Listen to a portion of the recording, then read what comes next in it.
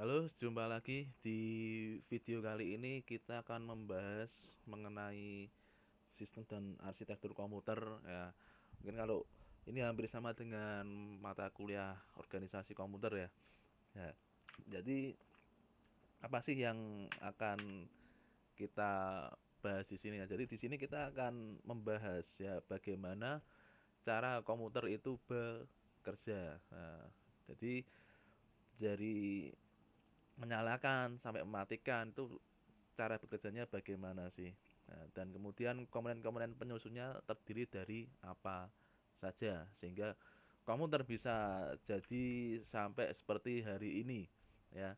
Jadi eh, nanti akan kita lihat bahwa komputer itu tidak tahu-tahu jadi sebagus sekarang enggak, tapi melalui berbagai macam proses dan evolusi ya. Ini ada referensi buku yang luar biasa ya dari karangan Tannenbaum. Nah, bisa dicari ya ini ya. Structure Computer Organization ya, terbitan Prentice Hall ya. Dan keren ini bukunya nih ya. Oke, kemudian ya, ini ragam komputer nih. Nah, ayo sekarang eh, ada yang tahu enggak ini bedanya masing-masing komputer ini ya. Ini ya, ini anggap saja ini komputer A ya, ini A, ini B, ini C. Nah, ini semua ini komputer nih. Ya, ini semua komputer. Nah, kenapa kok tapi kok bentuknya kok dibedakan? Kok enggak modelnya dibentuk seperti ini aja yang C? Ya. Kenapa harus ada model yang seperti B ini atau A? Nah, oke bisa tulis di komentar ya. Nah, jadi yang belum tahu ya, yang A ini apa? Yang A tentunya kita sudah tahu ya. Ini komputer desktop ya, komputer desktop ya, otaknya di sini ya. Ya, ini seperti ini model-model komputer desktop yang modern yang kecil ya. Dipelopori oleh salah satunya dari Intel NUC. Ya. Kemudian yang B ini apa? Yang B ini server. Ya, server. Nah, ini server ini patokannya ada U. Ya, ada satu U, dua U. Nah, kalau seperti ini contohnya 2 U. Ya. Ini tempat penyimpanan disknya ada berapa nih? Ini satu gini berarti 4. Atasnya lagi ada 4 lagi berarti 8. Ya, bisa menampung sampai 8 hard disk. Nah, yang C ini apa? C ini laptop ya. C ini laptop. Kita sudah tidak asing lagi ya. Laptop gaming ya. Kenapa kok harus ada seperti ini? Ya, ini sesuai dengan kebutuhannya masing-masing ya. Jadi kalau ini ya desktop biasanya untuk workstation tempat bekerja ya. Ya. Server yang B ini fungsinya untuk apa? Untuk beroperasi 24 jam tanpa henti. Ya, 7 hari seminggu ya, 365 hari setahun. Ya. Kemudian yang C ini untuk apa? Ini kata kuncinya kalau yang C ini mobile, ya, bisa kemana saja. Nah, sekarang pertanyaannya, bagaimana kalau yang C ini, yang laptop dibuat untuk server? Apakah bisa? Nah, bisa. Nah, tapi ketahanannya, robustness-nya, nah, robust bagaimana? Tentunya kalah dengan server. Nah, ya, jadi itu ya. Contoh ragam komputer, nah, sebetulnya sama tapi peruntukannya berbeda. Nah, ini server ini harganya lumayan ini. Satu kotak gini saja, nah, harganya kurang lebih ada yang sampai 500 juta. Kalau mau nyari yang murah juga ada, tapi yang paling murahnya server itu ya kisaran 20 juta kurang lebih. Ya. Nah, kemudian bagaimana sih cara menyalakan cara kerja setelah kita memencet tombol ini? Ini tombol apa nih? Ya, ini tombol on. Ya. Kita sudah klik on, apa yang terjadi? Ya, bisa tuliskan di komentar ya apa yang terjadi ya, ketika mencet ini. Nah, kemudian kita lihat dulu struktur top level komputer ya. Top level komputer ya. Ini kita melihat unsur-unsur penyusun komputer dilihat dari helikopter view, ya, dari atas. Nah, bloknya apa saja sih supaya mempermudah ya. Yang jelas ada CPU, ada memori, ada I/O dan dihubungkan oleh yang namanya sistem interkoneksi. Ini dirakit jadikan satu, orang nyebutnya komputer. Nah, seperti ini ya. Nah, kemudian kalau tadi struktur top levelnya ya, di lapangan implementasinya seperti apa Pak? Bagi penyusun komputer ya. Tadi CPU itu apa? Prosesor ya. Sistem interconnection itu apa? Ada di motherboard ya. Main memori itu ada di mana? Memori utama ada di RAM ya. Input output itu ada di mana? Oh, ini ada audio in, audio out, USB, kemudian monitor, VGA, HDMI dan lain sebagainya ya. Kemudian nah di ranah prosesor ya ada dua perusahaan besar ya. Ini salah satu yang tertua ya, salah dua ya. Yang pertama jelas Intel. Setelah Intel kemudian ada pesaingnya ya untuk mencegah monopoli. Nah, ada yang namanya AMD. Nah, sekarang kok ada banyak prosesor-prosesor yang lain Pak, misalkan mobile ya, ya atau Apple mengeluarkan M1 ya.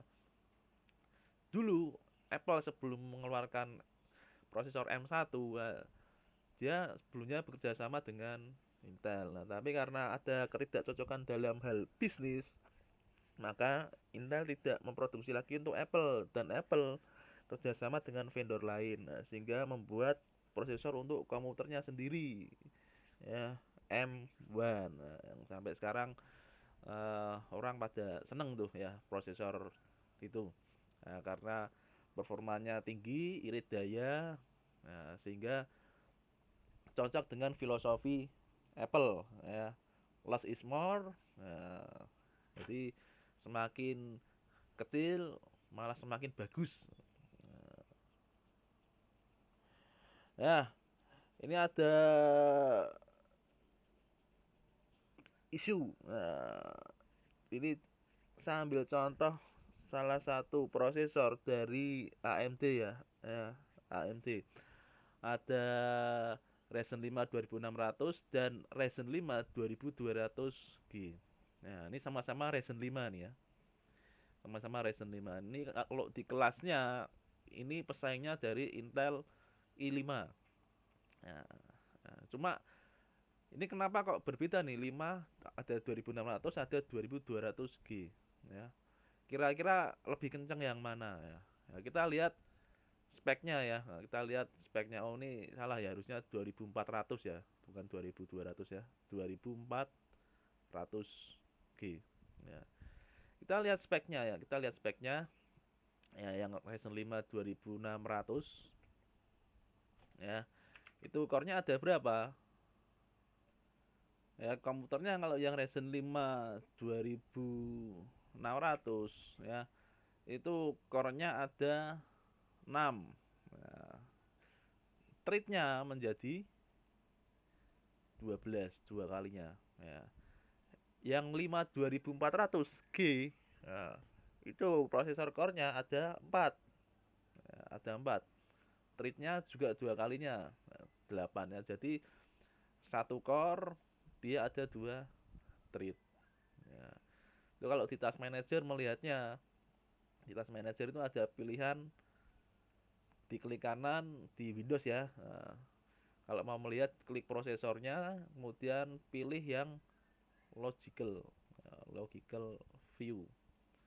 Itu akan nampak threadnya ada berapa. Ya, kemudian ini ada base, ada boost. Ya, base-nya Ryzen 5 2600 3,4 ya. Ya, dan Ryzen 5 2400 base-nya 3,6. Wah, lebih kencang ya kelihatannya ya. Nah, tapi perhatikan ini ya. L1, L2, L3 kids. Ini ada berapa nih? Ya. Kalau yang 2600 ini sampai L3-nya sampai 16 MB. yang 2400G sampai 4 MB. Nah, kok banyak yang 2600 nih, ya, L3-nya. Kemudian VGA, wah, yang Ryzen 5 2400G ini ada VGA-nya RX Vega 11 ya. RX Vega 11. Nah, jadi kesimpulannya kencang yang mana? Nah, tulis di kolom komentar ya. Jadi ini secara garis besar 2400G ini dikhususkan untuk kalian merakit komputer yang tidak memerlukan video card tambahan ya. VGA card dedicated ya, dari Nvidia atau AMD tidak perlu karena di dalamnya sudah ada VGA-nya. Untuk khususnya ini untuk komputer desktop ya ini cocok. Ya, harganya affordable. Nah, kemudian kalau yang 1600 nih dia NA not available. Nah, tidak ada VGA-nya. Nah, jadi mau tidak mau harus beli VGA.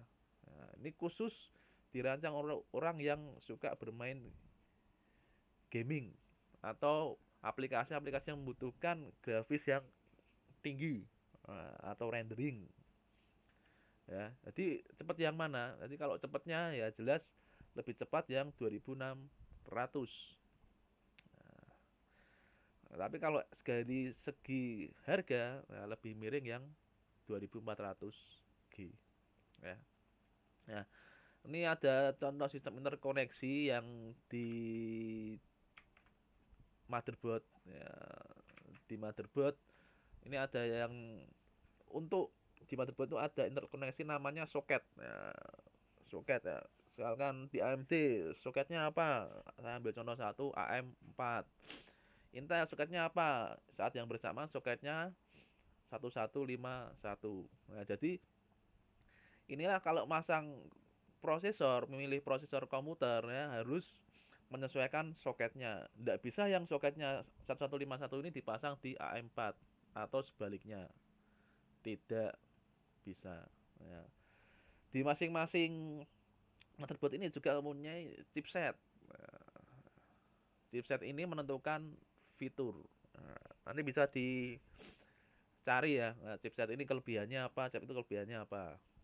Nah, akan saya ambil contoh satu ya dari generasinya AMD. Nah, ini satu generasi ini ya, bisa dikatakan gitu ya. Jadi ini ada tipe chipset AMD ya dari A320 sampai X570 contohnya. Nah, ini perhatikan yang seri X ya, ini full ini kecentang semua nih. Nah, sedangkan yang seri paling bawah A320 centangnya cuma satu. Nah, itulah sebabnya tadi saya ngomong fitur. Nah, ini karena saya tidak di endorse AMD ya, silakan di explore sendiri ya ini ya. Nah, fitur-fitur seperti ini apa ini? Overclocking apa nih? Graphic slot Stormy ini apa? Ini apa? Gen 4. Kemudian RAM. Nah, RAM ketika video ini buat ya, ini sudah sampai DDR5 tapi harganya masih tinggi. Nah, sedangkan DDR4 ya, ini kecepatannya bervariasi ya dari yang 2133 sampai 3866 MHz. Nah, terus milihnya yang mana nih, Pak? Ya, sesuaikan dengan kemampuan prosesor ya. Seberapa cepat prosesor bisa menangani RAM-nya ini ya. Jangan misalkan prosesornya supportnya sampai 266 tapi belinya sampai RAM harganya yang kecepatannya 3866 MHz. Ya, percuma ya muspro karena berjalannya nanti akan di downgrade menjadi 266 ya. Jadinya kecepatannya ini jadi tidak berfungsi maksimal ya. Oke, kira-kira gitu pengenalan akan organisasi komputer ya, kurang lebihnya mohon maaf dan jangan lupa untuk happy coding.